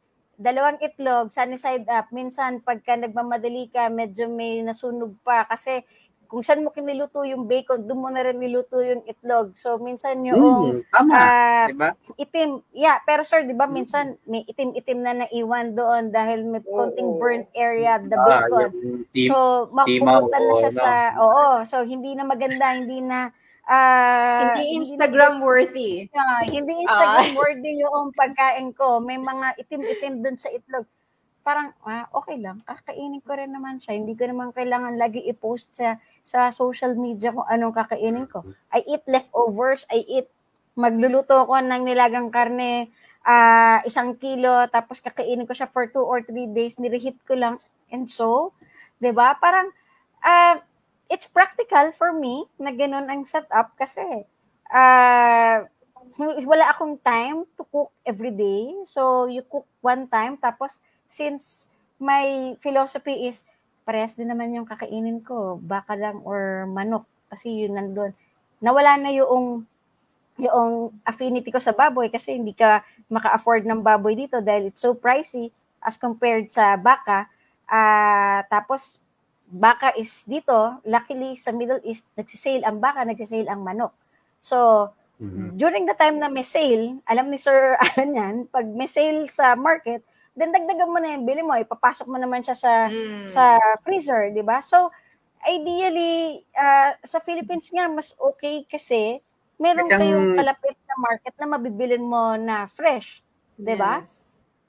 Pero sa amin, gising kung ano lang yung maaga. market day mo, kung kailan ka lang may off, doon ka bibili. Pagka walang sale, di konti lang bibilin. Kapag may sale, mas madami.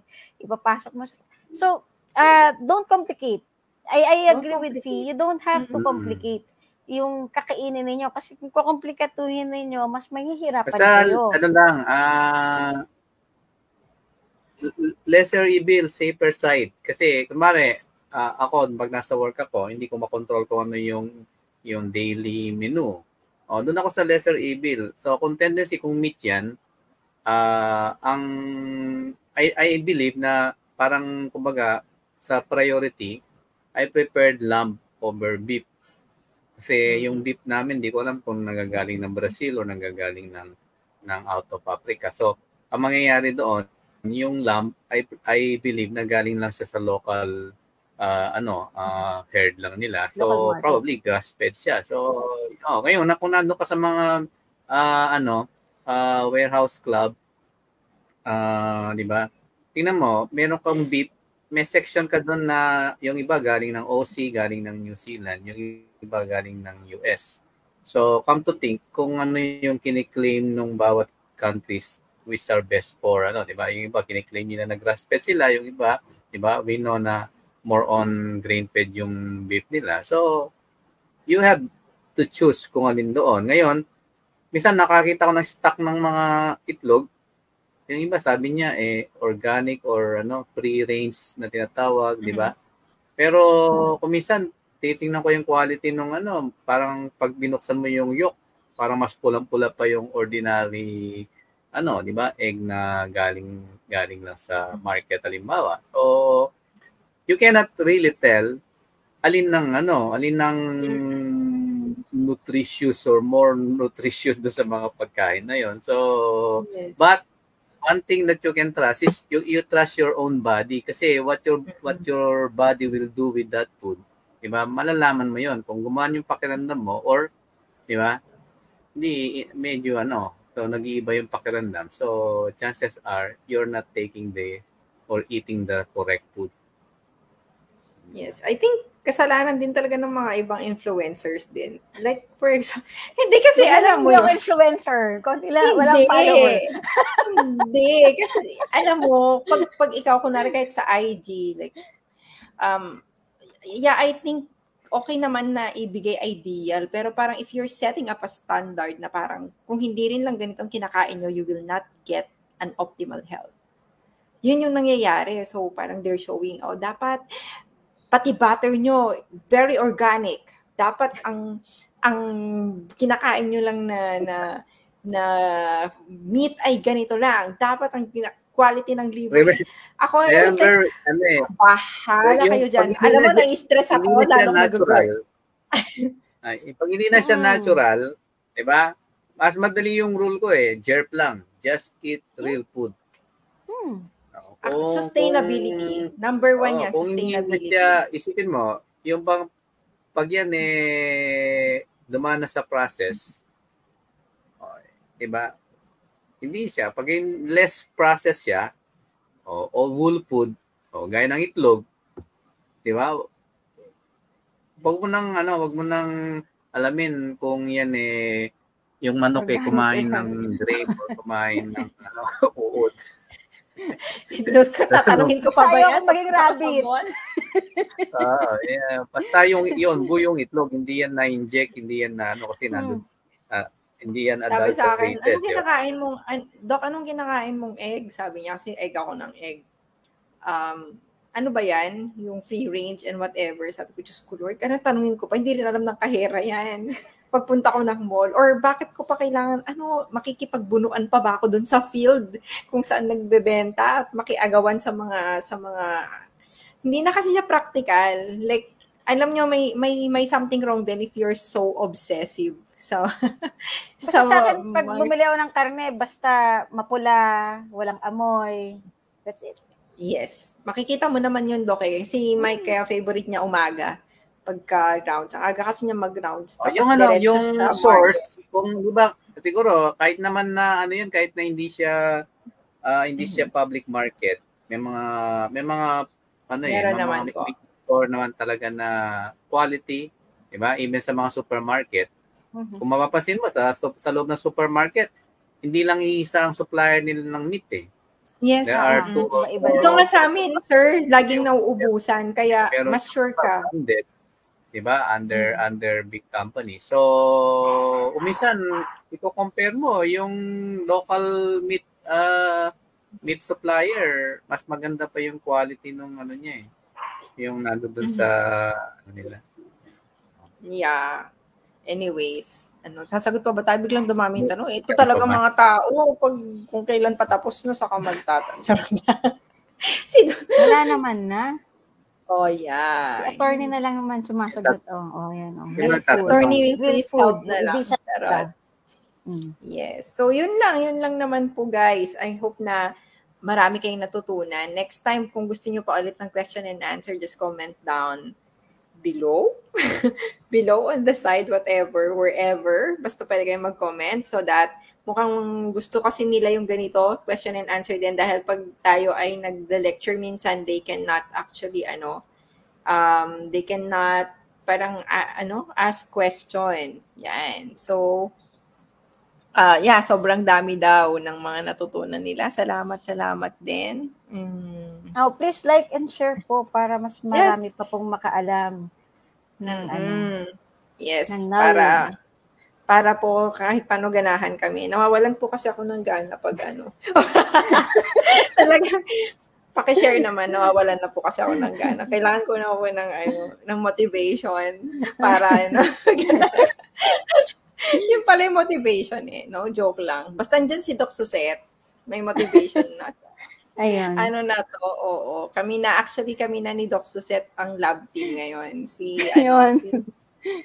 Mike kasi, ayaw talaga akong samahan. Buti nga, hindi na uso yung di ba? Buti, naka-in na kayo ngayon. Kasi kung nandun tayo sa medieval period ng Europe, naalala ko tuloy ito, di ba? Nag-Halloween. Di ba? Yung mga early days ng medieval Europe noon, yung mga kagaya yung mga babae na mga healer, yan yung mga sinusunog ng buhay. Ay, no. Dahil sila yung di nyo napansin sa mga medical books, sa mga early walang mga babae na sumikat na mga medical doctors.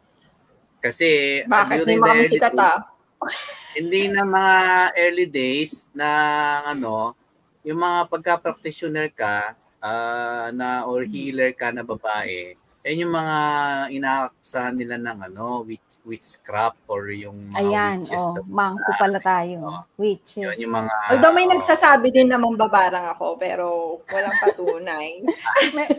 Wala silang ebidensya. Kaya hindi sila naka-in. Yung asawa ko lang yung asawa ko lang yung nabarang ko, tapos mukha pang hindi effective. Tapos natanungin ako ni Doc Suset, bakit ako may trust issues? Hindi nga ako sinamahan. O sa hirap at ginhawa, sabi, puyat pa lang ito. Hindi pa to hirap. Puyat pa lang. Puyat, 10 o'clock. 10 o'clock na pala. Sabi nga niya. Sabi ko nga, puyat pa lang, hindi niya na ako masamahan. Paano pa sa hirap? Sana daw mas madalas pa yung live natin, sabi nila. Sorry na din. Once a week lang po yung kaya namin. Dami kasi na schedule. Pagka umabot na kami ng 10,000 followers. Matagal pa yon. 1,500 followers pa lang tayo. So matagal pa yun. Ahakot pa yan. Darami. So wag muna. Pero kasi Sir Alan, pag umaakot ka ng followers, maakot ka rin minsan ng pagod. Pagod.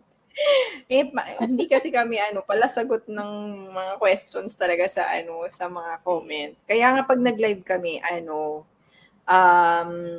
manood kayo kasi dito lang talaga namin sasagutin yung mga comments ninyo dahil after that hindi ako suplada. Okay, ako lang pala, sorry. Talagang charot. Di ba pwede silang? No. Pero si Sir Alan, doktor po, straightforward lang talaga. Pero si Sir Alan, hindi ko alam kung pinagsisihan. Hindi ko alam kung pinagsisihan niya yung pagsama niya sa atin. Kasi siguro meron siyang perception before na siguro tong mga doktor na to very parang very professional. Nalingat lang siya. Tapos hindi siya aware na ngayon na nasa live, parang sabi niya, may maniniwala kaya na doktor yung mga kasama ko. Parang gano'n. Kasi mas mukha siyang doktor sa atin. Ganyan. Ayan, actually, guys, bihira kayo makakita ng doktor na hindi balahura. Totoo yan. Madalas sa mga doktor na babae, ganito talaga magsalita. Kaya wag niyo ako. Don't. Jolos daw. Nakakasalan ka mo yan, ha? Alam mo na, ha? So, pag nagtanong si Ma'am Yen. Ma'am Yen, block kita. Ayan. So, salamat sa inyo sa don't me daw, sabi niya. Don't me. Regards don't us. Sa husband mo. Regards daw sa husband mo. Hala, magkakilala sila. Hindi ako informed. Hindi alam. Hakot pala ni Sir, Hakot pala ni Sir Alan. Akala ko fans namin. Fans pala ni Sir Alan. Fans niya siya. Oo, nalaman lang nila na alin? Yan, nalaman nila. At saka guys, please, before we end, comment down, kumusta yung itlog ni Sir Alan sa background? Is it pantay? Is it in the center or is it whatever, so that ganyan talaga pag antok na. Anyways, tapusin na natin to. Salamat po. Maraming salamat sa inyong lahat. Nag-stay kayo sa amin. Ayan, yes, at ito yung Easter egg namin. Pag di nyo to natapos, wala kayong nakitang mga kababalaghan, sabi ganon. At tingnan nyo naman, even if November 2 ngayon, nandito tayo and gusto pa rin nating matuto kasi ayaw nating masunod sa next November 2 na tayo nang inaatangan. Wag naman. Diba? So, yes. Anong oras ba maghahati yung katawan at lilipad kayong dalawa? Ay, ako, dumadami ako, sir. Sa akin medyo malayo pa, kaso marami pa akong deadline. Ay, nako. Ayun, so, ayan, wala pa rin po ako sa clinic. Pasensya na po, nag-aaral pa rin po ako. Malapit na rin po ako mawala sa clinic. Kahit di po nag-aaral. So if kakailanganin niyo po ng low carb doctor, you can contact AHHA Clinic. Sasagutin po kayo ni Doc Mike. Parang wala lang kaming sked. Book si Doc Mike. Kailan ang sked ni Doc Mike? Ayan. Tapos, once na si Doc Mike, once a day na lang siya. Once a day na lang si Doc Mike. Tapos, if you will be needing nutritionist, andyan si Miss Bern. So, kung gusto nyo na sukatin ni Bern, kung kailan ng inyong fat intake, protein intake, ayan. Natakot ako sa sukat. Natakot ako bigla sa sukatin. Sukatin. Si Bern ang magbibigay sa inyo ng guidelines kung anong kailangan yung kainin. So, ayan. Oo, Bern. Yes. Bern yung cut ko. Hindi. So, ayan. So, Bern will help you. Wala pa akong nakikilala na meet na Filipino dietitian na very vocal on low carb diet. So, I'm happy na nandyan si Bern at i-accommodate niya kayo. If kailangan, especially yung kanina na nag-question on a CKD, so you can consult Doc Mike or Doc Fee.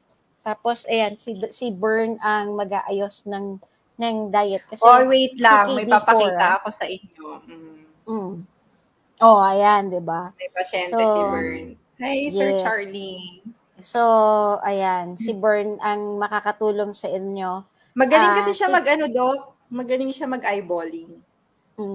Kumbaga parang pag kunwari nagsisend kami sa kanya, kasi ako rin personally, pag magsisend sa kanya ng protein, kaya huwag kayong magsisend sa kanya na nilista nyo lang, pakita nyo yung talagang picture. Kasi nakikita niya kung pasok yung yung serving talaga. Meron kasi Doc, share ko lang na yung iba, nag-overcounting sila sa protein, pero nagtataka si Bern, parang, paano niya nakain? And then, pag sinend na, iba pala yung perception ng one serving ng pasyente dun sa one serving talaga. Ayan, ito pa, isa pa, magaling sis Ma'am Bern, attention. Parang fans pala ni Bern ng mga nandito. Salamat, Bern, sa paghahakot ng fans on watching Doctor's Desk. Bern, pasukan daw. Ayan. So anyways, thank you so much, and thank you sa fruitful na gabi. Akala ko kanina parang wala nang magtatanong. Baka kami na lang tatlong magtanungan pag di kayo nagtanong. At salamat din kasi yung internet connection natin is biglang umokay. Fortunately, umokay siya. Salamat sa Panginoon kasi kanina medyo natakot din ako dahil baka ako na lang mag-isa. Alam niyo naman, marami akong takot sa mundo. Gusto ko rin mag-thank you kay Sir Alan, ha? Maraming salamat, Sir Alan, sa last time sa pagsisave sa amin ni Fee. Actually, si Sir Alan, nakakabilib. Yung last time na napuyat tayo, 4:00 gising din agad. Sabi ko, grabe na talaga. Pag tumatanda ka talaga, di ka na natutulog. Yung last Thursday. Body clock. Body clock. Parang last Thursday, nagising na yata si Sir Alan, tapos hindi pa ako natutulog. Hindi, sabi ko sa isip ko, iba na talaga pag tumatanda. Sir Alan, maraming salamat. Maiksi na yung tulog. Ayun, kaya sobrang thankful kami Sir Alan. Sige na, body clock na. Maraming salamat din. Sige na. Maraming salamat din po sa opportunity. Mag-a-adjust kasi uli si Sir Alan pagkaalis niya. Babody clock na naman. Change of body clock. Sa body clock. Yes. So, that's it. Thank you. Basta may pagkakataon at gusto po nilang makinig. Okay? Yes. Bye-bye. Bye-bye. Thank you. Good night. Bye.